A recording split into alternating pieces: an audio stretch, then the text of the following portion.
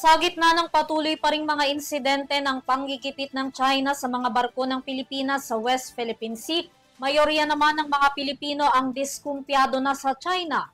Batay sa resulta ng isang survey, ang mga pangaras ng China ang naging dahilan ng pagkawala ng tiwala ng mga Pilipino sa nasabing bansa. Narito si Criza Lopez para sa detalye. Sa gitna ng panggigit-git ng China sa Pilipinas sa pinag-aagawang West Philippine Sea, mayorya ng mga Pilipino ang hindi pinagkakatiwalaan at nakikita bilang banta ang China sa Pilipinas batay sa survey ng Okta Research. Ayon sa pinakabagong tugon ng masa, 85% ng mga Pilipino ang walang tiwala sa China, habang 15% ang nagsabing dapat pagkatiwalaan ang China. Nakita ang malaking bilang ng mga Pilipinong walang tiwala sa China sa Metrong Manila at Balan, Luzon na nasa 88%, pinakamababa sa Visayas na 77%, habang sa mga rehiyon kagaya ng Mimaropa, Bicol, Western Visayas at Caraga ang 100% hindi nagtitiwala sa China.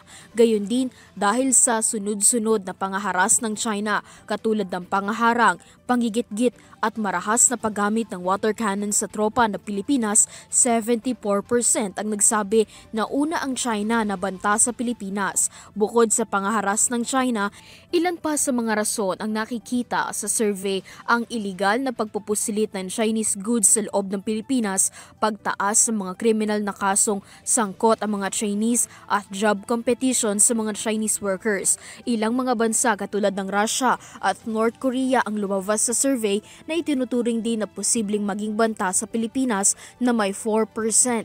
Batay pa rin sa survey ng Okta Research, 76% respondents ang nanindigan sa maritime rights ng Pilipinas sa West Philippine Sea at sinusuportahan ang laban ng gobyerno para sa kasarinlan sa pinag-aagawang teritoryo. Noong nakaraang linggo, ibinahagi ng Armed Forces of the Philippines o AFP ang pagtaas ng bilang ng Chinese vessels sa Ayungin Shoal habang nagsasagawa ng maritime drills.